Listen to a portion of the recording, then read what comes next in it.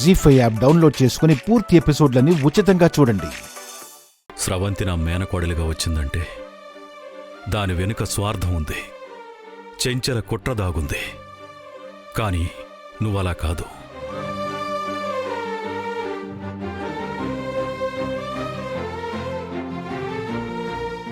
నీలో ప్రేమ, అభిమానం తప్ప ఏ రోజూ స్వార్థం కనిపించలేదు.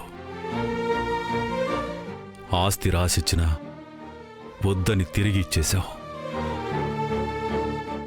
ఏదో బంధం కోసం ఆరాటపడుతున్నట్టే కనిపించావు తప్ప ఏ స్వార్థమూ లేదు నీలో. నేను నమ్మిందే అదే రాజా. కానీ నా మనవరాలను ఒప్పుకున్నా ఇప్పుడు కాదంటే నమ్మలేకపోతున్నాను.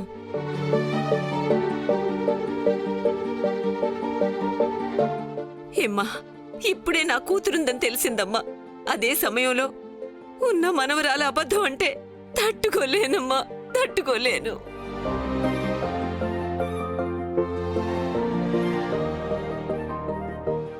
నిజం చెప్పమ్మా, నువ్వు నా మనవరాలువే కదూ?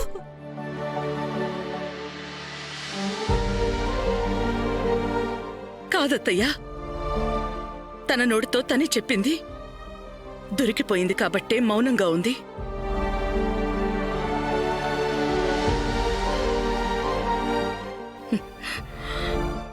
ఇప్పుడు చెప్పు, నువ్వు నా మేనకోడలివి కాదు కదా?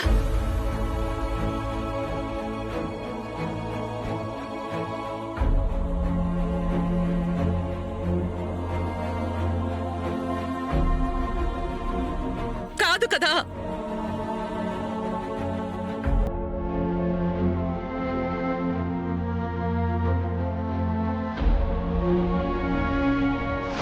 కాదత్తయ్య,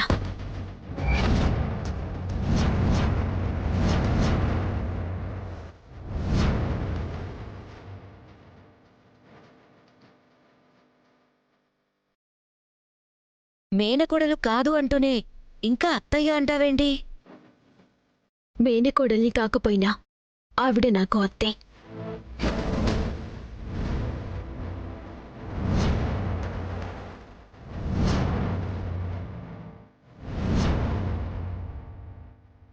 ఇది మాత్రం ఎవ్వరూ మార్చలేరు.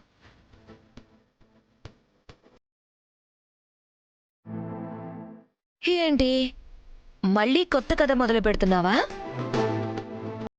ఇక్కడ నీ కథలు ఎవ్వరు వినరు గాని. ఎవరు నువ్వు? మేనకోడలవని ఎందుకు అబద్ధం చెప్పావు?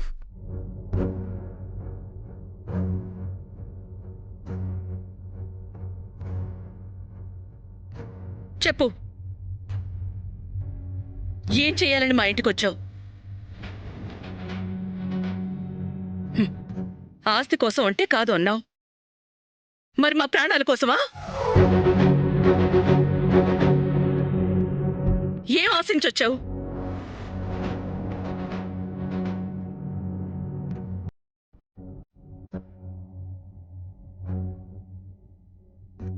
ఆ స్రవంతి వెనక చెంచులు ఉన్నట్టు నీ వెనక కూడా ఎవరైనా ఉన్నారా?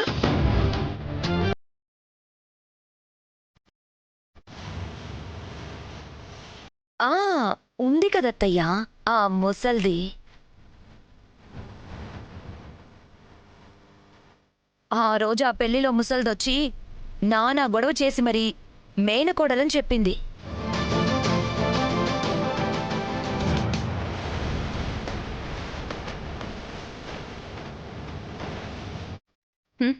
ఎవరది?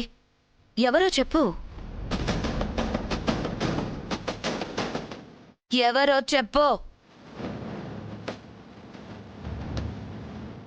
అది నేనే.